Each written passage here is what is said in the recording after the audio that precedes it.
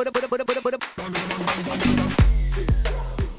everyone, welcome to Fat Mascara. It's Jessica. It's Jennifer. How are you today? I'm good. How are you? This is Good. So professional. Spring has sprung. Spring has sprung. Spring has sprung. We're doing it. It has. Here we are. How's it All right, going? lots to talk about today. Lots to get to. Should we just have a moment though for Jennifer Aniston? Because I don't think you and I have been on the mic since that happened. Oh my God. Just let's revel in it for a second. I loved all the commentary on our social posts where our listeners were just like, you did it. You manifested it. And we always, actually on next Friday, we're having a guest on where we actually talk about this whole like manifesting thing. But we kind of did really work to make that happen. And I'm proud of us. And it was such a fun combo. She was great. I'm really proud of us. Sometimes I stop and I think from the first episode to now, I'm like, it's too much for me to think about. Okay. It's too much. Jennifer Aniston had in her little diary, Fat Mascara, 2:00, be there or be square. And she was. A lot of people talking about the pretzels that she mentioned. I know the burnt pretzels snack. People were into, and then just dumpling. We got a bunch. Just a side note, people were always like, "I'm so glad you." Yeah, the movie. I'm so glad that you asked about that because they love that movie too. Dumpling. Very poignant film. She's a real one. Love her. Yeah. She's exactly, and by the way, she's one of those celebrities. I don't know if I wouldn't tell you if she was horrible, but I will tell you when they're extra good. She's as much as what you think she is. She's exactly that. So, and she also gave me a lot of confidence to keep wearing the same cool shit. To stay true to your style. Yeah. Yeah. Like why you got to worry, but don't worry about the trends. Yeah, don't worry. Yeah, this stupid trend is in fashion. You don't have to go chase it like some kind of dog chasing a car. Wear the jeans you want to wear. Wear what you want to wear. Stay true to your style. What have you been up to since, Jennifer Aniston was on our podcast? Well, Jennifer. Other Jennifer. Other Jennifer. Gen 1. There was a breakfast on Monday, co-hosted by Mona Operandi and me, with Dr. Annetta Rezko for the launch of her Score Glow handy dandy skincare device. It does all the things. It's got this. It's got that. It's got infrared. It beeps. It boops. It bops. Okay, go check it out. I'll put a link. My point is, it's like 6 devices in one. Now, I was into it for Moda because we get like these pitches all the time to have. Basically, it's the new face. It's the new Lima. It's the new Zip. But Jess keeps a tight edit.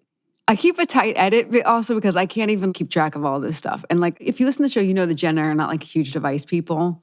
We don't have the time. What drew you to this one?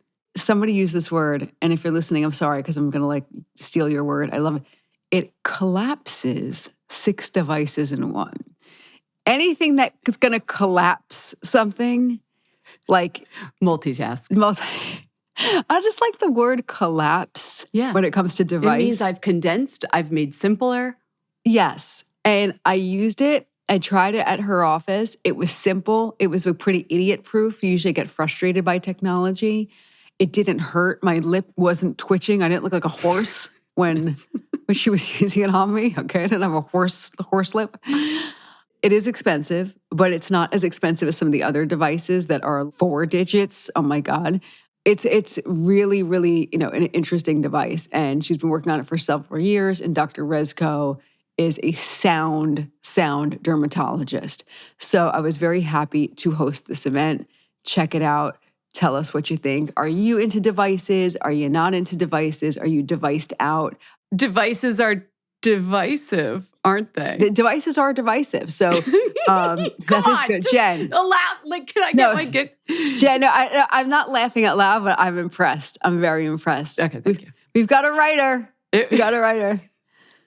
The worst is when people make a good pun or joke and then like stop everything so we can all sit here and admire it. I should have just let it go with that. But anyway. No, I like it. But I am curious. Do you guys spend money on devices? Are they on your wish list? Homework. Tell us about your device habits for skincare. Yeah, is there a device you guys really I feel like it started with the Clarisonic sort of like, then everybody got more comfortable with putting things on their face. She makes a device called the Score Cleanse, which is really nice. Like a cleansing one. Yeah. Yeah, I spoke last week about Foreo, actually, and I was like, oh, yeah, there's a lot of device companies now. I'm curious which ones have become a part of people's ongoing routine. I really like the Clarisonic thing. I thought was a bit sad because the Clarisonic was a great product. For certain types of skin. Yes, yes. But they did make a sensitive head. They did make a sensitive head. But remember they had an event like for your feet. Do you remember that one? That's when we jumped the shark, when I was like, okay, I see what's happening here. People who wanted this device bought it, and then they're like, well, how do we keep this company going and growing if everybody already has this device and is using it? Put it on your feet. They added a pumice attachment or something, right? Yeah. And I was just like, I don't know. Anytime petty devices, I feel like not everybody gets into those. That's a stretch, but I just think it was a great company. It was a great device, original device. But then I think, then they started doing skincare or something. Did I make that up? They had skincare as well. I just think there was also people who it was too disruptive to their skin barrier. It was too irritating for some skin types. But here we are with it, like at least 10 years after that. So call us 646-481-8182. I want to know what your device habits are like these days. Yeah, is there one you like? I mean, I'm pretty sure our phones are pretty soon going to just like have a thing that comes out of them for our face, just like an app where you just stare at the phone and Someone's then definitely the light beams at you. That'd be good. Somebody invent that. There you go. We just threw you out another idea. An app that I turn on and then the LED just like beams from the phone screen onto my face. That'd be nice. Probably bad for your eyes. All right, maybe that's a bad idea. Should we do the news for people who know what they're talking about when they talk about beauty? Let's do it.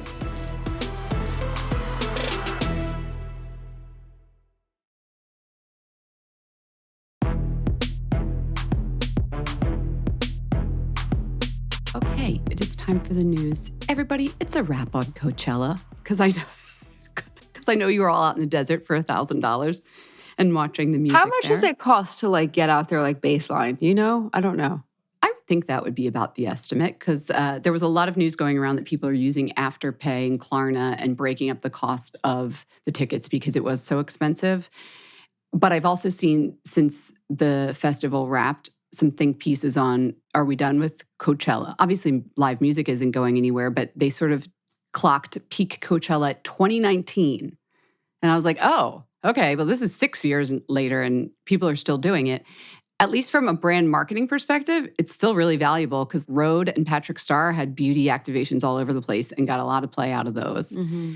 But interesting to me, as this was all going on, one of the biggest Coachella sponsors, speaking of marketing, was Revolve, the fashion line. Yeah. And during the festival, they got hit with a class action lawsuit filed in California Central District Court, accusing it of violating federal trade law by operating an advertising, quote unquote, scheme in which influencers disguise paid product endorsements as genuine recommendations. So, of course, they can encourage their influencers to use hashtags to say this is an ad, make it clear this is a paid promotion. But unless they stipulate it with a money payment, some of the influencers don't. And what this lawsuit is saying is they colluded to kind of be like, it's okay if they don't show that it's a paid promotion. We still are getting the influencer promotion. Then there's internal documents that came out that showed as early as 2023, the executives themselves were worried about this. Like, hey, we might have issues with the FTC and consumer protection laws because our influencers aren't correctly hashtagging things as paid or promotional. I kind of love that the people are realizing this and fighting back with a class action lawsuit. Yeah. This has bothered me. Everybody just assumes everything's paid because nobody's clear about the hashtags anymore. So do you remember when we were at Hearst? This is like a really long time ago. This is, talking about like 10 years ago. I remember there was a little meeting. Maybe this was like brand by brand, and you and I worked for different brands at the time. There was a meeting when like it was Instagram had just kind of like blown up, and we were all posting like beauty products and like free stuff that we got and clothes and all that. And there was a meeting that said, like, you have to disclose hashtag ad, hashtag gifted. And for maybe 7 hours, we all did that. And then it fell away. The gifted one is one thing. I think that is pretty much assumed with an influencer, and maybe even people like us, so I still try to say, I got this free, which I think we kind of say a lot of times when we do. But with influencers, you assume a lot of the stuff in their lifestyle is not paid for. But what you don't assume is they also got paid hard, cold cash to promote something, in which case it is a hard, cold advertisement. in the eyes of the FTC. And so I was looking into like, well, how are they colluding if they just don't do that? That's really bad. But they'd also do like the hashtags and say the hashtags were like pretty hair, pink. And then they'd put hashtag ad and then they'd put big hair, and it would be all smushed together without breaks. So it looks like one big word. It's at the bottom. So you'd have to like click the caption down to see it. Like it's not clear. It's not the first thing. I remember Caroline Hirons was the first person I saw who literally just puts at the first part of the caption, this is an ad. And I started when I do ad, I like to do it in the beginning now because I was like, that's how you should do it. If you stick it at the end and mush it in with a bunch of other hashtags, no one's even going to see it. She's really good. Well, she's just clear about it. I know. You owe your her followers. style. I like her style. Because I think people understand that this is how certain types of influencers get paid. But yeah, if you're going to buy something for Revolve, so one of the first person who's suing was like, okay, I'm paying for Revolve, which is like 20-30% more than the same goods from another retailer. And I didn't know it's because the people that are wearing it that I admire were getting paid to promote it. And I was like, all right, let's see what happens. Bring it on. You know what else I want? I wish was more like related, not related. Wish was more open, like set out in the plain air. Celebrities who are paid to attend things. I was a little too late to the party when I didn't understand that certain celebrities are paid to attend events. To just be photographed, step and repeat, like they went in the party and then they leave. Yeah. And like 4 and 5 digits, cashola, sometimes 6. Yeah, I wish that, that's another thing that I wish was out in the public. Fashion shows, parties, even like celebrity birthday parties and stuff. It's not all fake. But I wish people, like just the public, but especially young people, realize like they're not all buddies. Can you picture, those front row at fashion show shots that are the money shot now that they want to show who's cool. They curated the right group of people. If they each had to hold a little poster board like paid TK to be here. 50 or grand. Hashtag sponsored seat or hashtag I was paid to attend or whatever it is. Just hold up a sign. And like they don't own those clothes and they were dressed. Oh, of course. Yeah. Like, I don't know, like all the kind of manufacturing, like you're saying the Coachella thing, that's all a business deal. Like I wish the kind of transparency of business deals just in what we see extended, but I guess that's everything. That's literally everything. But as young people and also people who are not like in that world, you kind of believe it and then it affects how you feel about the world and yourself. Yes, I was just watching Tom Hanks' Americas, the nature. Oh, how is that? They're good. Okay. It's on, I think, Peacock. And, it's all nature. It's the kind of thing I love. It's like the David Attenborough. And there was this scene on the prairies in the Frozen North episode. And it was, I think, some bird, and I should know what bird it is, doing its mating You really call should, dawn. Jen. You really should. I know, it's so bad. Yeah. But that's not the point. The point is, instead of just showing the bird at dawn doing the dance, they had a Ford truck. But clearly that, I don't know if it's an ad, but now I think it is. They're in the prairie. This guy gets in his truck and he drives out to the prairie, but they never introduce the guy. They're just showing tight shots of the car. And he puts his headlights onto the prairie to show that the birds will respond to any kind of light and start thinking it's dawn and doing their dance. Oh, wow. And as they're doing this beautiful shot of the birds doing the dance, and it's like the truck emblem in the background. And I was like, is this SpawnCon in the middle of a nature documentary? Because like, why would they do that? Normally it's just nature. I don't really want the truck here. I mean, it was well integrated, but you can't help but think it now when you see things. I would say maybe it was not like it was just like a happy accident, but no way. If it's a Tom Hanks huge production, it's not going to be like just some random car. It's definitely an integration. Right? Did you ever see Wayne's World, the first one? Do you know which bit I'm talking about? Yeah. It's so funny. If you saw it, you know what I'm talking about. Like, they just go watch it. The thing with like Pepsi is like, and they stop and move to camera 3 to like be like Pepsi or whatever it is. Yeah, and then Garth is all like, these placements, so cynical. Like, we never do that. And he's got like Pepsi hat, eating Cheetos. It's so prescient, so funny. Yeah. Well, people are. I don't know where this is going to go, because if this lawsuit goes through and they do have to pay to the consumers who were sort of duped by the practice, wow, that opens the floodgates for a bunch of other brands, I bet, that are going to have issues with this because it's sort of standard business. Wow. All right. All right. Moving on. This actually picks up on something you talked about when we were in South Carolina. We were talking about shaving. Is that like a conservative sort of beauty Yeah. idea?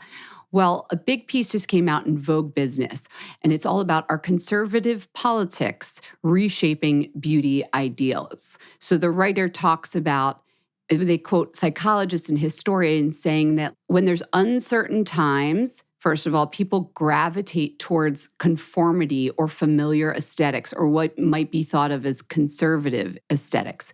But then they brought up something that I think you kind of alluded to, which was that these conformist type of beauty standards, they really rely on notions. I think you called it the male gaze, which you said with a wink, but it's totally true. But the very traditional ideas of Gaze. of gender separation, Yeah. which also plays into conservative politics, but that women should look this way, men should look that way.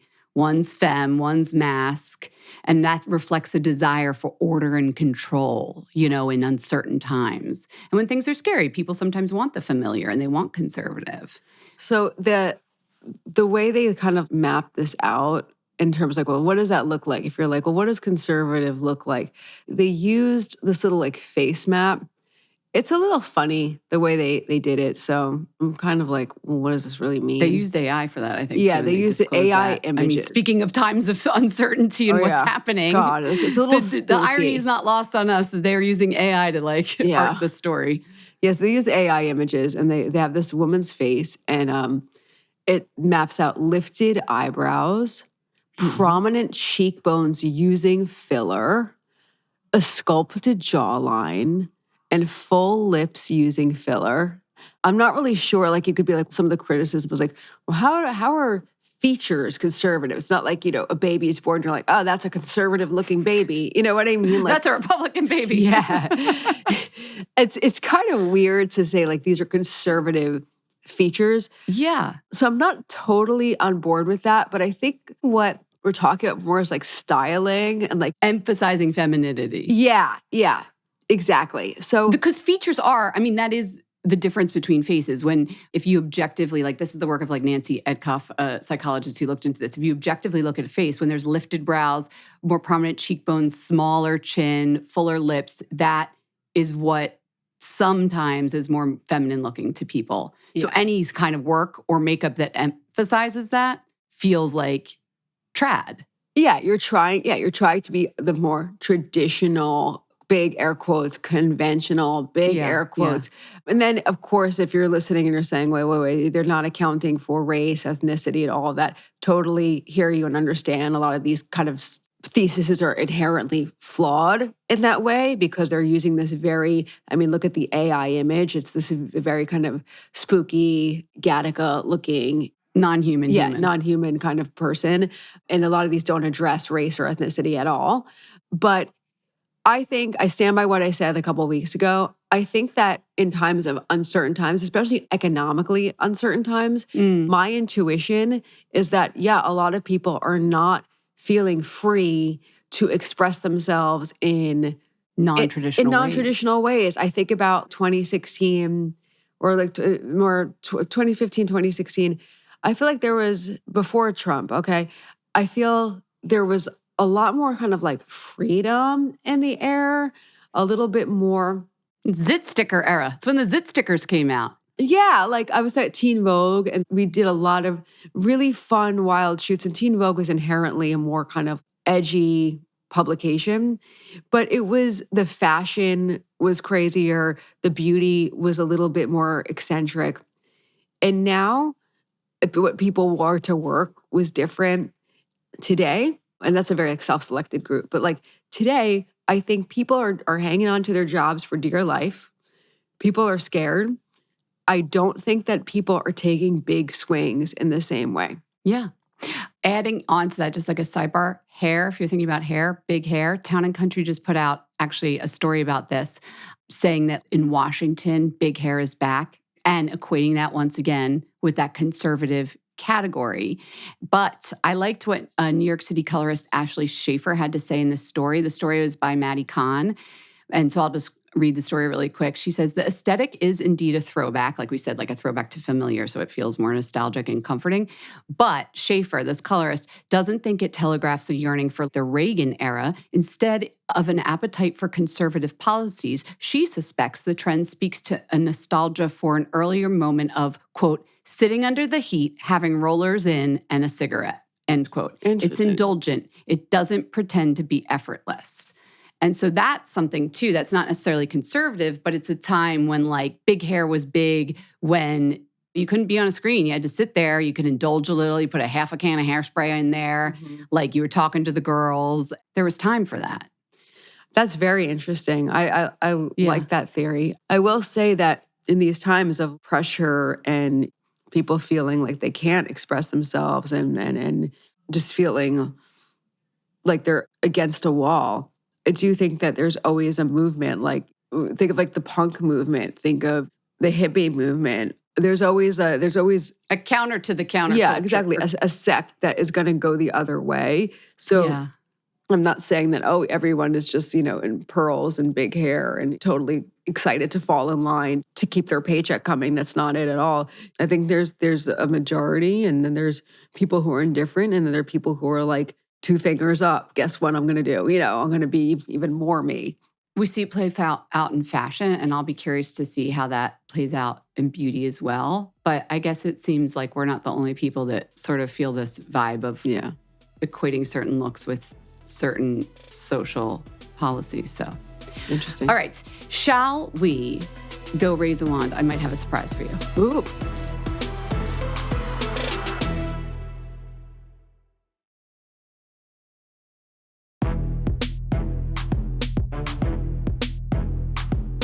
Okay, everyone, it's time to raise a wand. And we've got Ginger, great name, from San Francisco. Hi, Jess, Jen, Julie, and Carrot. This is Ginger from San Francisco Bay Area, a longtime listener of the podcast. And it could be a raise a wand, but I just wanted to shout out one of your show's sponsors, Laundry Sauce. FYI, did some research, top 3 cleaners in the laundry space.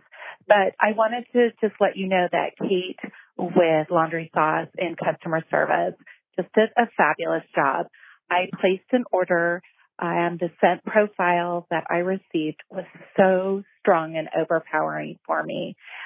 Without hesitation, they let me order a sample package.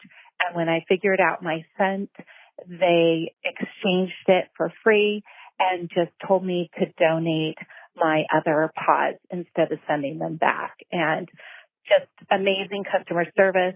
We'll continue to order from them, but just wanted to shout out that they are a great sponsor for Fat Mascara. Thanks, and have a great day. Okay, well, now that I've played that, by the way, I was like, wait, are people going to think that's branded? That was not paid for. They just happen to be a sponsor. And this is not an ad. It's not This one's not an ad. But it was funny because Jess and I fell in love with that brand, and then they became a sponsor.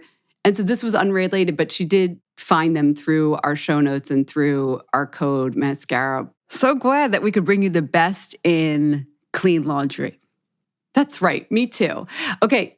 I know our homework is this, we said at the top, but we're like curious to hear what devices people are using. Call us using. Or not using. Call us to either talk about devices in general, what you like, what you don't like. Tell us about one that you're like, no, this is the one. Because Jess wants to collapse everything. Like she wants one device. I think she's found it, but what do you think that is? 646-481-8182. It's good homework, right? Good homework. Okay. All right. It's time to raise a wand. And Jess, this is a little bit of a surprise for you, but I have a guest. I'm so excited. I have a guest wand raiser. If the audio is not great, it's because I brought a guest into the studio. Oh my gosh. Needing my raise a wand too. Say your name. Atlas Henschel the Great. Yay. Yeah, you can. Yeah, I mean, you're probably on Spotify, not necessarily looking at me. My hair is terrible. It's okay. Great to be on a beauty podcast. Anyway, I shall not raise a wand, or in this case, fancy toilet seat remote. Oh, okay. But rather lower a wand, or in this case, fancy toilet seat remote. Okay, you're lowering a wand. I have a confession.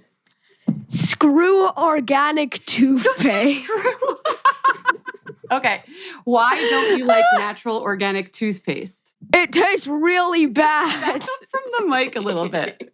What's the problem? It tastes like I'm putting a ball of caulk in my mouth. Caulk.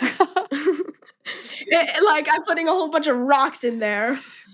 What kind of toothpaste We don't like to diss by name, but we'll just say we got a brand of natural toothpaste. We got a certain brand, and I don't want to do anything because they sent Jen a very nice package. I generally don't receive beauty products with my hair. Right. They did. And so he's like, oh, let me try the toothpaste. And what did you think? Great. What's your favorite toothpaste? What do you use at home normally? What do I use at home? The cheapest in the store. As you can see, I very much deserve to be on a beauty podcast. I think you should have your own. Okay, if you were to have your own podcast, Atlas, what would it be about? Video games. Wait, I heard you so into the mic. You're probably blowing people's ears out. That's the plan here. Okay, video games. He loves video games. Yeah. You can tell because I'm 10. How was the Minecraft movie? Best movie ever. Everybody listening? No, lower a wand. Go watch the Minecraft. Lower a wand to the mic. Even he thought it wasn't great. It was not good. We didn't love it. You didn't love it? No. No? Okay. Oh, all right. Are you going to go with Lake? Her daughter's 5. No, she doesn't know about Minecraft. She doesn't know what's going on in that world. No, that was good. You did a good job. Thank you. Thank you for raising a wand. You're welcome. Shout out to Gloopy. Okay. By 10-year-old with bad hair out. Okay. You're free to go. Thanks, Atlas. I mean, how do I follow Atlas? I can't follow a kid. Can we just end on Atlas? Just end on Atlas? I don't know. He lowered a wand. I want to let's say end on an upbeat. Isn't he the best? He's funny. I love him so much. Oh my God. I love him too. I was like, I just want to give him a hug. He's so cute. He's so cute. He's quite so scrumptious. Cute. He's a scrumptious child. He's a scrumptious child. And he's adorable and smart. Smart. He's very funny. He said some funny things after he left. Okay. I don't know. I haven't heard the audio yet because I haven't checked it, but good Lord, he was grabbing the mic close. So sorry if we blew out your ears there. Hopefully Enrique can clean that up. He was enthusiastic. Okay. So this is sort of like a little bit of a callback to our Jennifer Aniston episode. So Westman Atelier, Gucci Westman, she works with every A-list actress in the sun. And she's a new product.